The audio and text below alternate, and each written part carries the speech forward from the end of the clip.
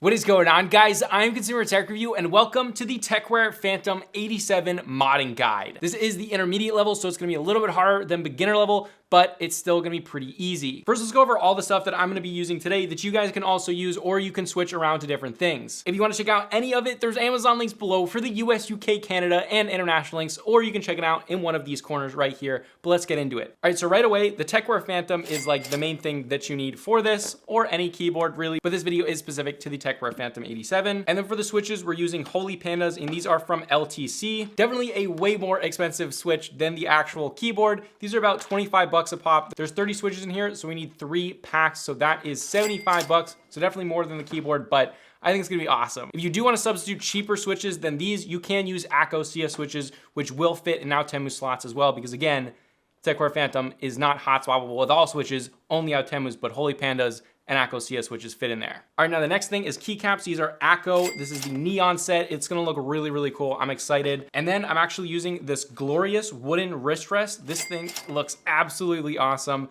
It's all black, so we're going for kind of like a purple black theme. And then Akko actually makes this, which is a shroud for the Tecware Phantom 87 that just fits right on there. So that's really cool, and that is definitely something that is gonna make this keyboard look awesome. And then this is something that I actually found on Amazon, and this is for TKLs. It is actually sound dampening material that is pre-cut to fit between your PCB and your plate. That is super cool. And it's a little bit expensive at like 10 bucks, you know, for what this is. However, I think it's worth it for me, and we might have to adjust it and cut it a little bit. However, it's definitely gonna be easier than cutting it completely by hand. Now, the next thing for sound deadening is we just have some black felt right here, super cheap to get. And then we have some medical tape. We're gonna be using this for a Holy mod. And then we have some tape because we are doing the tape mod. I know that you guys wanted me to do the tape mod, so we're absolutely gonna do that because we are gonna make this keyboard thocky as heck. That's what we're gonna try to do. Yeah, you can just use painter's tape. This was absolutely overpriced and way too expensive. I think it was like 10 bucks at Michael's, but I couldn't find anything else, so that's what we're using. Then an X-Acto knife,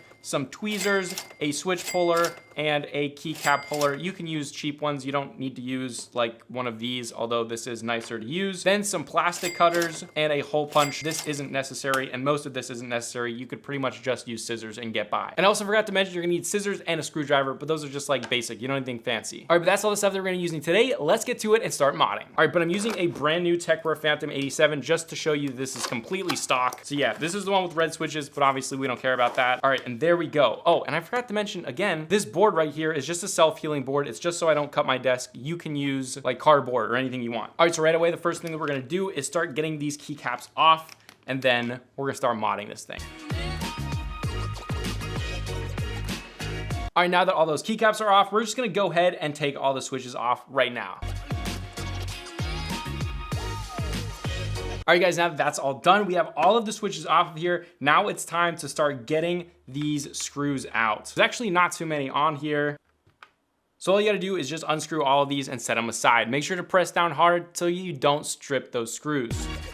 All right, now we got all the screws out. Let's just pull this thing out, and then pulling the PCB out with the top plate. Now, really cool thing is Tecware actually puts foam on the inside of their keyboard. That's right.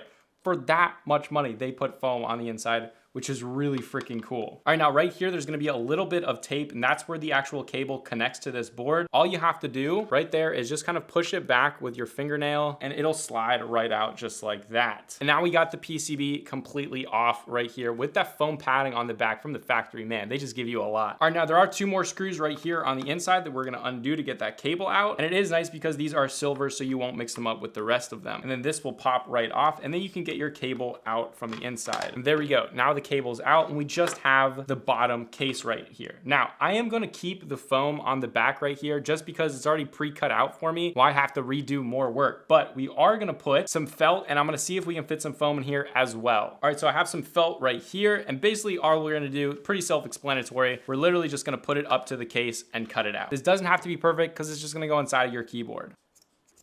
All right, now that I got that cut out, I was just eyeballing it the whole time, which it actually looks like I might have to redo it. No, actually that was pretty much perfect. Just the front edge is a little bit off. But again, this doesn't have to be too perfect. I'm just gonna trim the front edge. There we go. Now that's matching up pretty much perfectly. Now what we're gonna do is you gotta find those screw holes right there. And with this one, you can pretty much just cut it on the actual board. So we're actually just gonna take this. See, there's a screw hole right here. and you just cut it out just like that. It's pretty easy with felt. In one of my other videos, I use butyl rubber, which is way harder to work with. So this stuff is pretty easy.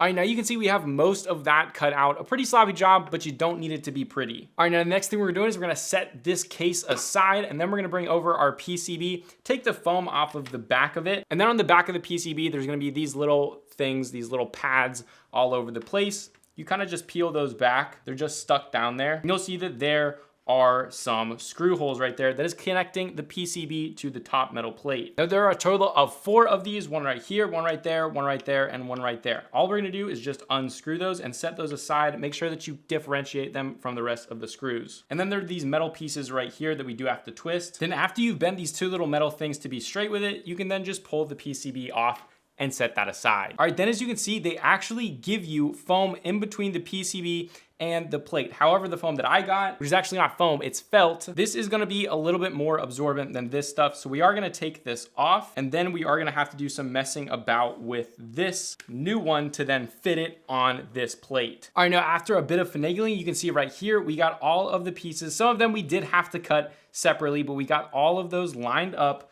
pretty much perfectly, and it all fits in there super nicely. Now, keep in mind, I did keep on the stabilizers for this part because these are gonna kind of touch them just a little bit and kind of fit between everything. So that is important to keep your stabilizers on. It also makes it easier to mount it. So then after we have that done, we're actually gonna take off all of this and set it aside, because what we're gonna do next is take off the stabilizers and mod them just a little bit. So one of the things we're gonna do is we're gonna clip the stabilizers. We're going to add some medical tape on the PCB where they sit under them, and then we're gonna do a Holy mod with the stabilizers. Let's get to it. Okay, so right away, to get them off on the top, you'll see a little tab right here on the top. These are plate mounted stabilizers. So what you're gonna do is you can just press in that top and you'll be able to just push out the stabilizers quite easily like that. And you just pull them out super easily, just like that. All right, and then to take apart your stabilizer, all you're gonna do is just push this up and you'll hear a little bit of a click, and then pull it out, and that will come apart just like that. And then everything comes apart really easily, so just rinse and repeat that for all of your stabilizers. All right, now after you have it all disassembled, the process is gonna be, first you take this little part of the stabilizers,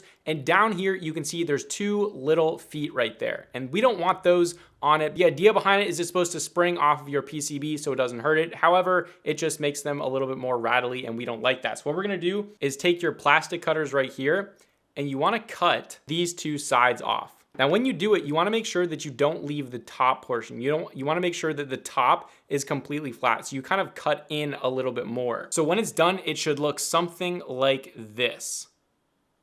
Totally flat at the bottom. You're gonna do that with all of your stabilizers, and then we're using this medical tape for the Holy mod. Now, if you don't know what a Holy mod is, that's okay. Let me explain it for you. First, you take the clipped part of the stabilizer and you get your tweezers. Now, I know a lot of you guys are gonna hate on me, but I'm not washing these out or anything. I'm just kind of using some toilet paper. So what you're gonna do is kind of grab some toilet paper with that tweezer right there, and then you're gonna kind of force it through the hole. So you're gonna kind of do that, and it'll kind of dry it off of all of the grease that was on it. There wasn't actually a ton of lube on there. I was actually surprised. I'm actually quite surprised how good they sounded without not being very much lube on there. So you're gonna wanna force that through the holes on both sides and just get kind of any of the grease off that was once there. After that's done, you're gonna wanna get your medical tape, and you're gonna wanna cut it exactly to the size of that hole right there. So you want it the width of that hole. Now, this is sometimes a little bit hard to get right, but don't worry, you will get it eventually. So after you get it, you're gonna put it on your tweezer with it facing one side or the other. So it's kind of, you can see it is stuck on the tweezer right there. And then you're gonna get the piece of the stabilizer with one hole.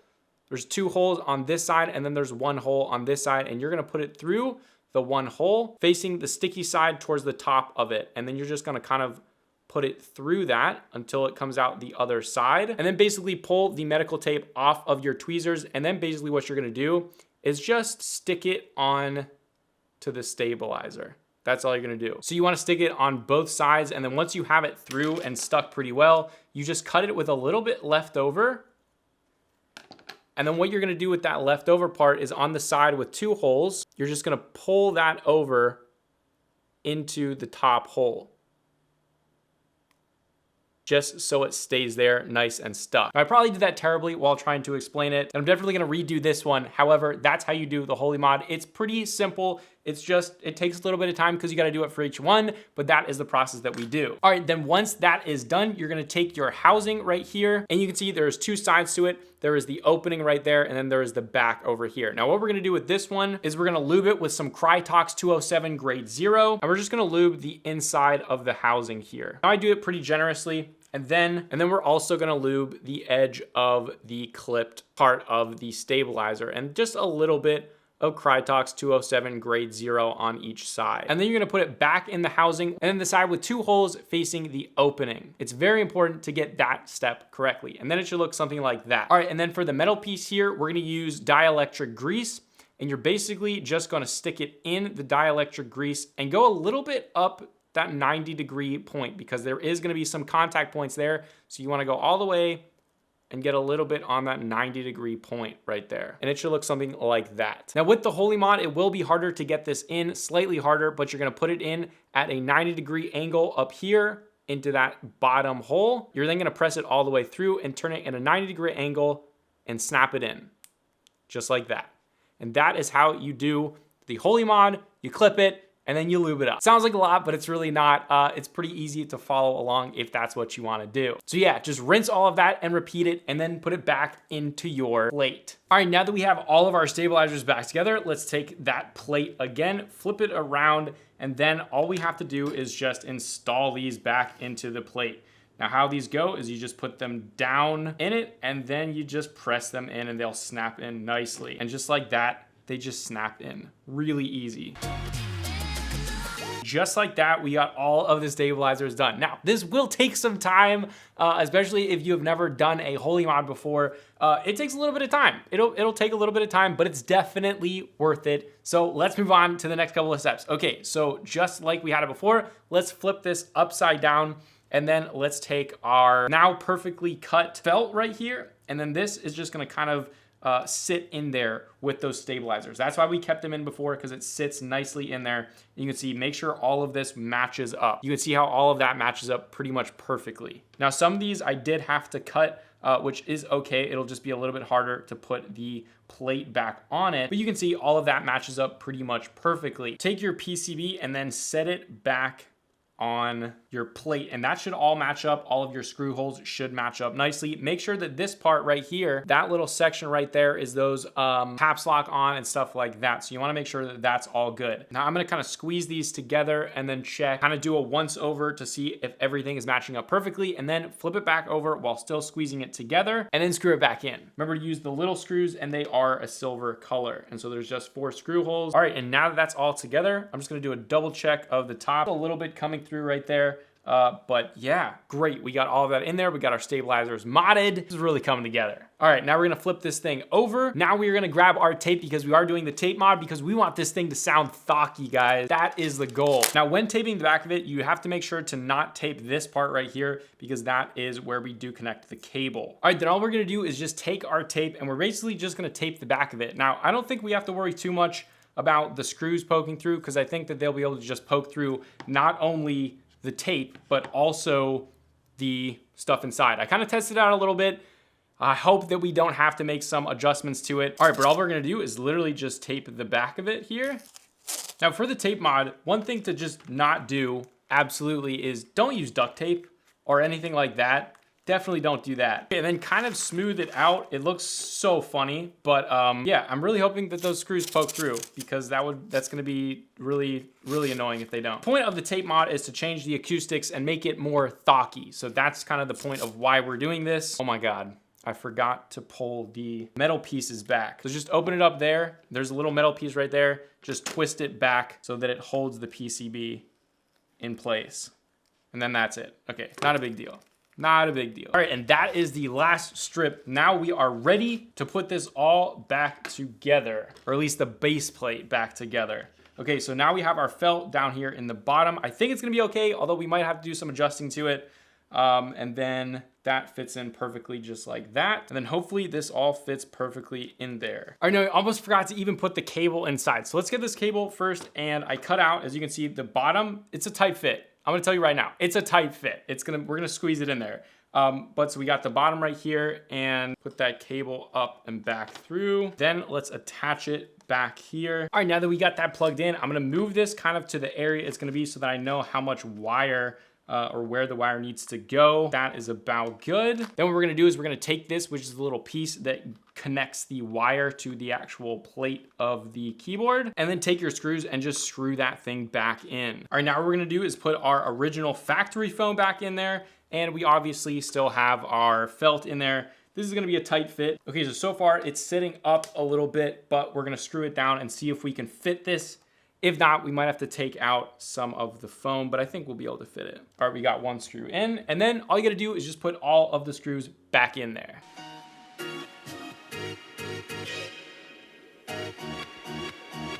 All right, now that that's all finished, I just remembered that we actually forgot to do one of the things to the stabilizers, and that is put a little bit of this tape on the PCB right here where those hit, and then put some dielectric grease on it. I did forget to do that. So we're gonna see if we can do that without taking the plate off, because I really don't wanna do that. Pulling the stabilizers out. All right, then so what we're gonna do is we're gonna take this, just a little piece of tape, and I typically would make this bigger, but I don't feel like taking all of this off again. And then we're just gonna kind of put it in there, as you can see where that stabilizer is going to hit the PCB. And as you can see in there, that's all we do. And then basically what we're gonna do is just cover that with a little bit of dielectric grease. So just rinse and repeat then. And as you can see, I got all of them on there. And then after you basically get all of that done, you take a little bit of your dielectric grease, and then you're just gonna dab it on each one of those and kind of cover it just a little bit. And then all you gotta do is just take your stabilizers and put them right back in there. Now we are ready to put some switches on. All right, now here we have the Holy Pandas. Now we are not lubing these because I actually like these unlubed, and not lubing them creates a little bit of a deeper tone. Whereas if you lube them, it gets a little bit of a higher pitched tone. And we want this keyboard to be thocky. So let's start putting these keys on here. And bam, they are all on there. I will say they fit very tightly. If you want a switch that fits a little bit better, the Akko CS Switches are a ton cheaper than these, and they do fit quite a bit better. But overall, I mean, that looks really cool just by itself, but let's get these keycaps on. All right, so that is the next thing we do. We get our keycaps. Now you can use any keycaps you want. You don't have to use the same ones that I am, but these keycaps are pretty awesome. Now, obviously, we're gonna use the red for the spacebar because it just looks so cool.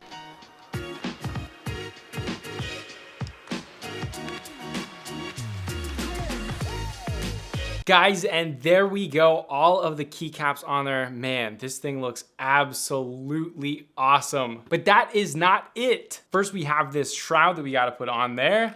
That locks on just nicely like that. Oh, look at how good that thing is looking, guys. And then next we have this wooden wrist rest that we gotta unbox. And this is in black, so it's gonna match this keyboard, I think, really nicely. And look at that, just a beautiful wrist rest. Let's put this up to it. This is by Glorious. Let's put it up to it. Oh, wow. That looks absolutely stunning, bro. That is so good. I'm so happy with how this turned out. Hey guys, this is the finished product. Let's get a sound test and compare it to the original without, totally stock, without any mods to it.